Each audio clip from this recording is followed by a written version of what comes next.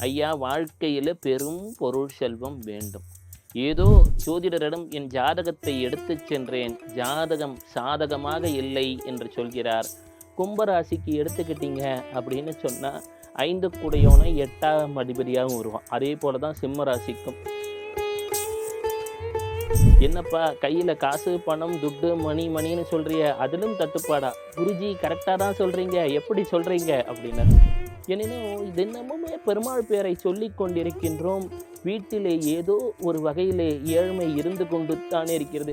காலையில பிரம்ம முகூர்த்தத்தில் எழுந்திருக்க முயற்சி செய். ஒரு 48 நாட்கள் முயற்சி செய்தால் போதும். நான் என்ன சொல்வேன், சில விஷயங்களை முதலிலே சிறிய அளவிலே துவக்கினாலே பெரிய மாற்றங்கள் வந்துவிடும். நீங்கள் நான் சொல்லக்கூடிய வழிமுறையிலே பூஜை செய்யும் பொழுது பணம் உங்களை தேடி வர துவங்கிவிடும்.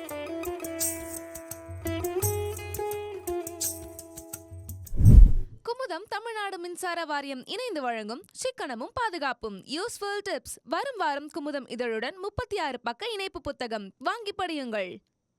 வெள்ளைக்கொம்பன் விநாயகனது பேரொரு கருணையினாலே குமுதம் பக்தி நேயர்களை காண்பதிலே மட்டற்ற மகிழ்ச்சி. ஐயா, வாழ்க்கையில பெரும் பொருள் செல்வம் வேண்டும். ஏதோ ஜோதிடரிடம் என் ஜாதகத்தை எடுத்துச் சென்றேன். ஜாதகம் சாதகமாக இல்லை என்று சொல்கிறார். பாதகம்தான் என்றும் பயமுறுத்துகிறார் என்று சிலர் கவலையுடன் இதை பார்த்து கொண்டிருக்கின்றீர்கள். இன்று முதல் உங்கள் ஜாதகத்தில் உள்ள தோஷம் சந்தோஷமாக மாறுவதற்கு என்ன வழிவகை என்பதைத்தான் இப்பொழுது சொல்லப் போகிறேன். சதீஷ் என்ற ஒரு இளைஞர், இந்த இளைஞர் வாழ்க்கையில படாத பாடுபடுகிறார். இந்த சதீஷ் என்ற இளைஞர் ஒரு நாள் சாலையிலே சென்று கொண்டிருக்கிறார். அவங்க அம்மா சொல்றாங்க, தம்பி வீட்டுக்கு ஏதான ஒரு பொருள் வாங்கிட்டு வாப்பா மளிகை கடையில இருந்து அப்படின்னு. நாம ஒரு சிந்தனையில் இருக்கும் பொழுது நம் கையில் உள்ள பொருளை தவற விட்டு விடுகிறோம். அதுபோலத்தான் நேரத்தையும் அவ்வப்போது இறைவனை நினைக்காமல் தவற விடுவதால் அருளை இழந்து விடுகிறோம். அப்போ அது போல் அந்த சதீஷ் சென்று கொண்டிருக்கும் பொழுது ஒரு சிவாலயத்தின் முன்பு நடந்து சென்று கொண்டிருக்கிறார். கையில் உள்ள பொருளை தவற விடுகிறார். கீழே குனிந்து நிமிருகிறார். அப்போ என்ன ஆகுது, அதை ஒரு வணக்கமாக இறைவன் எடுத்துக்கொள்கின்றான். இருக்கிறதுலேயே சிவபெருமானுக்கு ஒரு மிகுதியான கருணை. யாரான ஏதான ஒரு நிமிடம் அவனை நினைத்து விட்டாலே போதும், அன்னிலேருந்து அவங்களுக்கு நல்ல நேரம் ஸ்டார்ட் ஆகிடும். இந்த சதீஷ் தம்பி என்ன செய்கிறார், சிவாலயத்தை கடந்து செல்கிறார். அறிந்தோ அறியாமலோ ஒரு நிமிடம் வணங்குவதை போல சற்று இப்படி கையை குவிச்சிட்டு போயிட்டார். அன்றிலிருந்து அவருக்கு ஒரு நல்ல நேரம் துவங்குகிறது. அது எவ்வாறு நல்ல நேரம் என்று சொன்னால், நம் வாழ்க்கை என்று சொல்லக்கூடியது ஒரு ரோஜா பூ போல.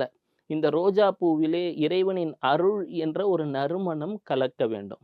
ஒரு குருநாதரிடம் செல்கிறார். அந்த குருநாதர் அவர் தெருவிற்கு வந்திருக்கிறார். அனைவரும் செல்கிறார்கள். சதீஷும் செல்கிறார். ஐயா, என்கிட்ட மிகுதியான ஒரு துன்பம் இருக்கு. என் வாழ்க்கையில் இதுவரை முன்னேற மாட்டேன் என்று சொல்லிவிட்டார்கள். என் ஜாதகத்தை பாருங்கள் அப்படின்னார். சதீஷோட ஜாதகத்தை எடுத்து பார்க்கிறார். ஐயா, கும்பராசியா? ஆமாங்க ஐயா, கும்பராசி.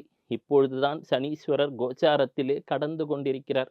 ராகு வேற வரப்போகுதுன்னு பயமுடுத்துறாங்களே அப்படின்னார். உடனே கேட்கிறார், சதீஷ் உனக்கு என்னப்பா காதெல்லாம் ஏதான ஓடிட்டு இருக்காக்கன்னா? ஆமாங்க ஐயா, எப்படி சொன்னீங்க அப்படின்னார். 5ஆம் இடம் என்பது ஒரு ஜாதகத்திலே காதலை குறிக்கக்கூடியது. உங்களுக்கு சிலருக்கு கல்வியின் மீது காதல், சிலருக்கோ உங்க பதவியின் மீதோ அல்லது மனைவியின் மீதோ காதல்.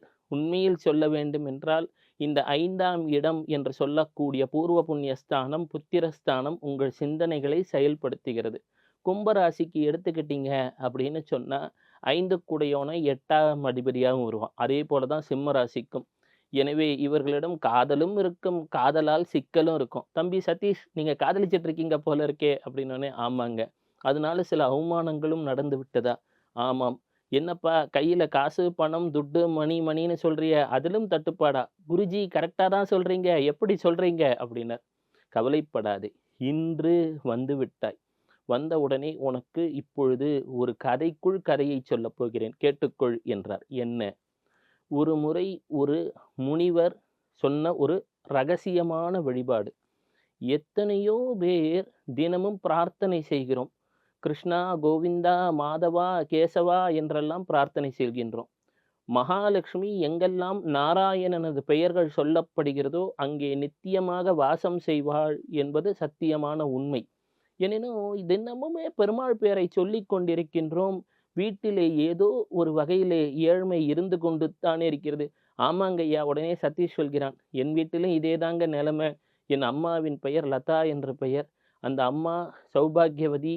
தினமும் பெருமாளது பெயரைச் சொல்லாமல் எந்த ஒரு செயலையும் செய்ய மாட்டாள். எனினும் வீட்ல பெரிய அளவுல பொருளாதாரம் முன்னேறவே இல்லைங்கய்யா. அப்பா ஏதோ வேலைக்கு போயிட்டு இருக்கார். எனக்கோ என்ன செய்வது என்று தெரியவில்லை. படித்து விட்டேன். அப்பா அப்படின்னு இல்ல. உங்க அம்மாக்கு ஒரு நல்ல பையன் பொறந்தது. நல்ல ஒரு குணங்களோட இருக்க. இந்த காலத்துல இதுவே செல்வம் தான். எனினும் ரகசியத்தை சொல்கிறேன் கேள். யாரெல்லாம் கிருஷ்ணா, கோவிந்தா, மாதவா என்று சொன்னாலும் கிருஷ்ணனுக்கு யாரை பிடிக்கும் தெரியுமா? அந்த 64 கலைகளையும் உடைய பரிபூரண அவதாரமானவன் கிருஷ்ணன். அந்த கிருஷ்ணனுக்கு ராதா என்ற வார்த்தையின் மீது அலாதி பிரியம். உன் வாழ்க்கைய ரோஜா பூன்ன. இந்த ரோஜா பூல ஒரு நறுமணமும் இருந்தால் எப்படி இருக்கும்? ஆமாங்கய்யா.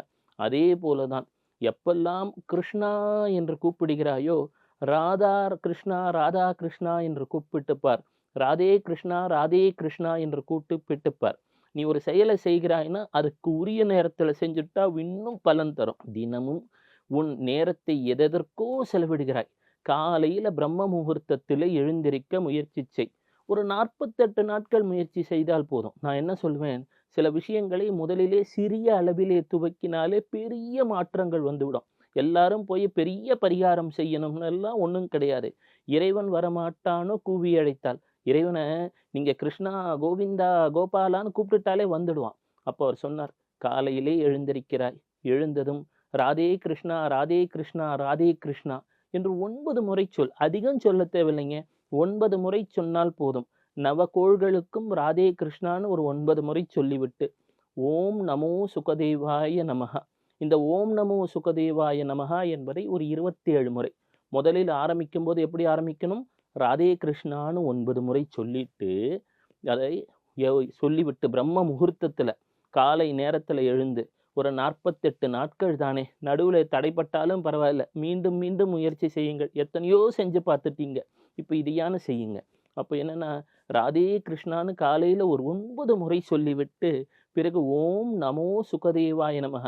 ஏனென்று சொன்னால் சுகபிரம்ம மகர்ஷி குபேரனுக்கே குரு.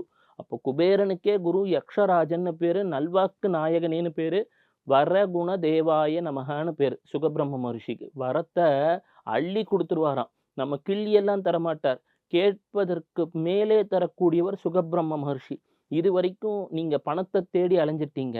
நீங்க இந்த நான் சொல்லக்கூடிய வழிமுறையிலே பூஜை செய்யும் பொழுது பணம் உங்களை தேடி வர துவங்கிவிடும். எப்பவுமே ஒரு பொருளை நாம் தேடி செல்லக்கூடாது. அது நம்மை தேடி வர வேண்டும், நம்மை நாடி வர வேண்டும். அதற்காக அவர் தந்த ஒரு ரகசிய வழிபாட்டு முறை. உடனே சதீஷ் நம்பிக்கையுடன் வீட்டிற்கு வருகிறான். தினமும் காலையில் எழுந்து ராதே கிருஷ்ணா, ராதே கிருஷ்ணா என்று 9 முறை சொல்லிவிட்டு மீண்டும் ஓம் நமோ சுகதேவாய நமஹ என்று சொல்ல துவங்குகிறான். இந்த ராதே என்ற வார்த்தை அனுராதா என்ற சொல்லில் இருக்கக்கூடியது.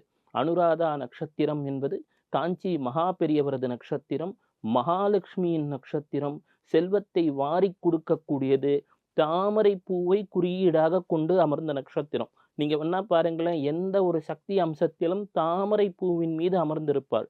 அதனால்தான் தாமரை பூ மீது அமர்ந்தவளேன்னு தான் பாட்டே இருக்கும். அப்போ இந்த ராதே அப்படின்ற சொல் அனுராதா நட்சத்திரத்தின் அனைத்து நலன்களையும் தரக்கூடியது. கிருஷ்ணா என்று சொல்லிவிட்டால் நமக்கே தெரியும், கிருஷ்ணன் ரோஹிணி நட்சத்திரம்.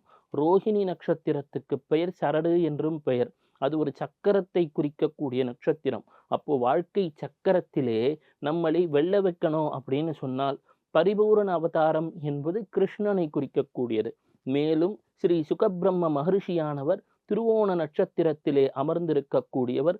மிக பெரும் பொருளாதார நலன்களை ஒரு நொடியிலே வழங்கிவிடுவார். அப்ப என்னன்னா, ராதே கிருஷ்ணா என்று சொல்லிவிட்டு ஓம் நமோ சுகதேவாய நமக என்று சதீஷ் சொல்ல துவங்குகிறார். வாழ்க்கையிலே பணம், புகழ், பதவி என்று எல்லாம் வந்து விடுகிறது. இனி உங்கள் வாழ்க்கையிலும் வரப்போகிறது. எனவே தான் இந்த நல்ல நேரத்திலே இதை கேட்டுக்கொண்டிருக்கிறீர்கள். உங்களுக்கு இதை கேட்கும் பொழுதே நல்ல நேரம் துவங்கிவிட்டது. இனி ராதே கிருஷ்ணா என்ற மா மந்திரம் உங்கள் வாழ்க்கையில் நீங்கள் வேண்டுவது அனைத்து நலனையும் தரப்போகிறது. சிவ சிவ. குமுதம் தமிழ்நாடு மின்சார வாரியம் இணைந்து வழங்கும் சிக்கனமும் பாதுகாப்பும் யூஸ்ஃபுல் டிப்ஸ் வரும் வாரம் குமுதம் இதழுடன் 36 பக்க இணைப்பு புத்தகம் வாங்கி படியுங்கள்.